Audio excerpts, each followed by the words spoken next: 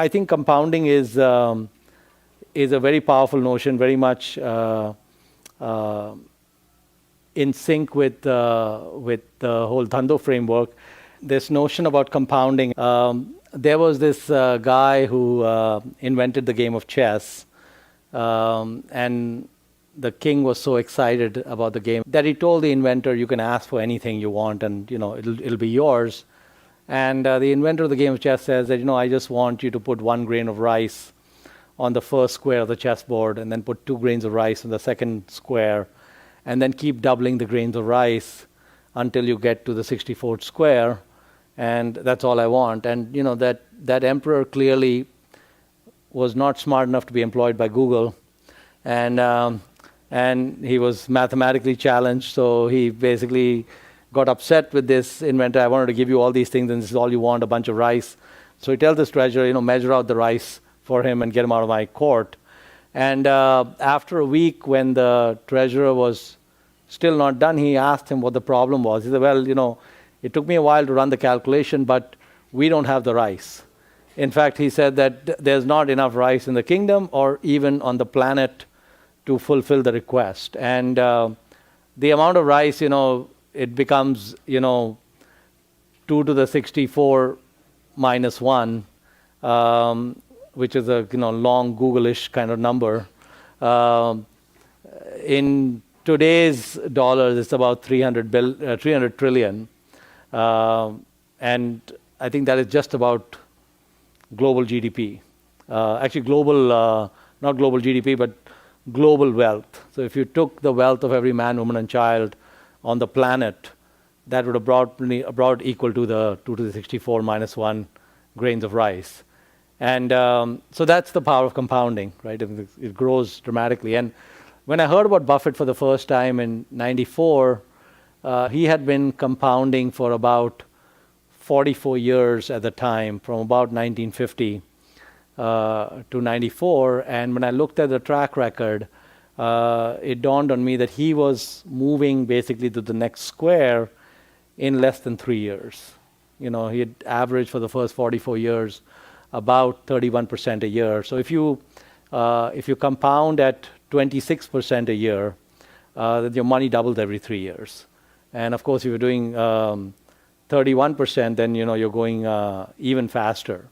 And so basically, that is at the essence of the genius of Buffett and Munger, is they absolutely understand the power of compounding, and they basically have gone at it with this very long runway. And of course, if you look at it from 1950 to 2014, it is no wonder that Buffett ends up as the richest guy on the planet, because if you keep compounding, that's what ends up happening. And so that's the one of the important takeaways I took from the learnings from Buffett and Munger, is that you don't really need to do extraordinary things to get extraordinary results. If you can double your money every 3 years, then a few doubles starts adding some significant numbers. I mean, if you start at $1 million in 30 years, it becomes $1 billion. If you start with 10,000, it becomes 10 million. It's just incredible in terms of what happens. And the doubling every 3 years, my way of thinking of that was that if you buy a stock at less than half of what it's worth, and you just sit on it, and in 2 or 3 years it gets to being what it's worth, lo and behold, you'll have your 20-30% annualized, and sometimes you might get it in a year, and sometimes you might have mistakes, and the blended result of all of that ends up being where it is. And one other thing I wanted to mention is that, just in the same kind of mindset of Google, is that the market gets confused between risk and uncertainty. And risk and uncertainty are two very different things. And in general, anytime you get to a situation where risk is low, but uncertainty is high, in general, the odds are high that the stock in question or business in question will be mispriced, and it'll probably be underpriced.